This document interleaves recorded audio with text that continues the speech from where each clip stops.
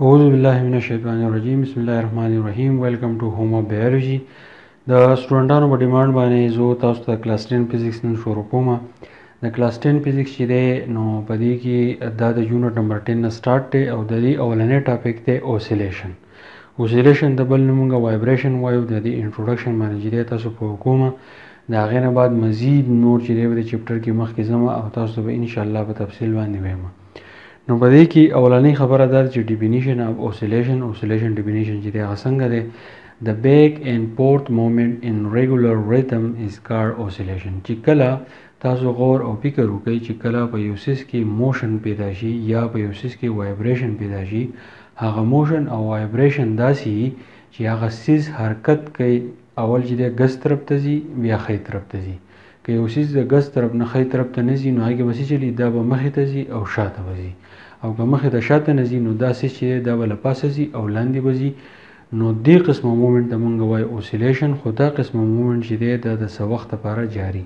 اوسیلیشن دې ته وایي چې کله یو سیس مومنټ شروع کړي نو هغه مومنټ داسې چې دا مومنټ اول یو سیس چې دی د ګس نه ښی طرف ته ځي یا د له پاسې نه لاندې ځي او یا په خپل ځای باندې چې دی وایبریشن شروع کړي شاته مخکې ځي. نو دې قسمه مومنټ ته مونږ وایو اوسیلیشن.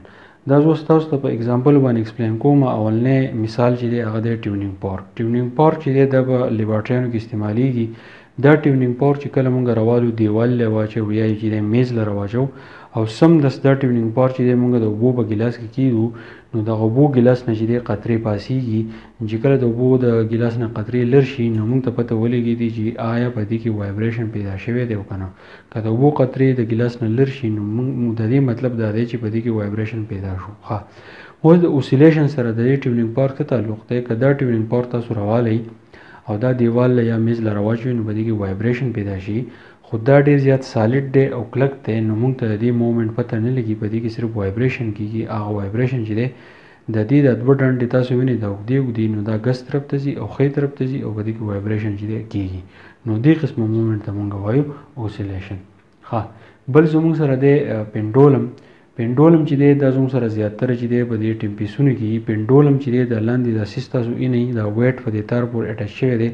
دا ګس طرف ته ځي او ښی طرف ته ځي.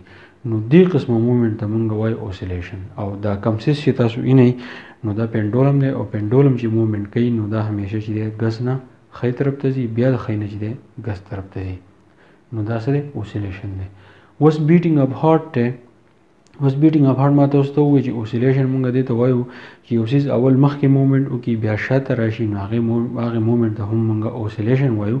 دغه شان زموږ زړه چې دی دا اول مخکې مومنټ کوي او بیا چې دی شاته مومنټ شروع کړي نو دې قسمه مومنټ ته مونږ وایو اوسیلیشن.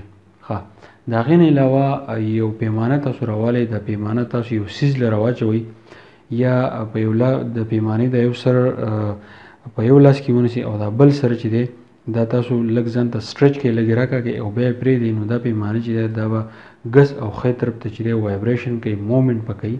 نو دې قسمه مومنټ او وایبریشن ته مونږ اوسیلیشن وایو. د هغې نه علاوه سټرنګز اف ګیټار. که تاسو چې دی یو ستار راوالی او د هغې هغه تارونه چې دي هغه تاسو وچېړئ، دا ستار تاسو وهئ نو د دې دا کوم تارونه چې دي دا له پاسه او لاندې چې دی مومنټ شروع کړي د لږ وخت لپاره. په ډیفینیشن کې مونږ ریګولر ریدم ووایي.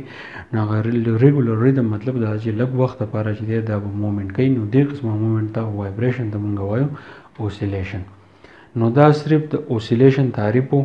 زه امید کوم چې په دې به تاسو پوه شوي یې. یو پیره ته بیا ریپیټ کوم. هر هغه سیز چې هغه مومنټ کوي هغه مومنټ کم قسمي چې یو سیز مخې ته او شاته مومنټ کوي، ګس نه ښی طرف ته مومنټ کوي او د له پاسې نه لاندې طرف ته چې دی مومنټ کوي او دا مومنټ چې دی څه وخت لپاره جاري. نو دې قسمه مومنټ ده او وایبریشن ته مونږ اوسیلیشن وایو. انشاءالله د دې چپټر نورې ویډیوګانې چې دي هغه ډېر زر اپلوډ کړم. نو که په دې پوه شوي نو ملګرو سره ضرور شیر کړئ او که نه وي نو چینل چې دی ضرور سبسکرایب کړئ. تھینک یو، ډېره مننه.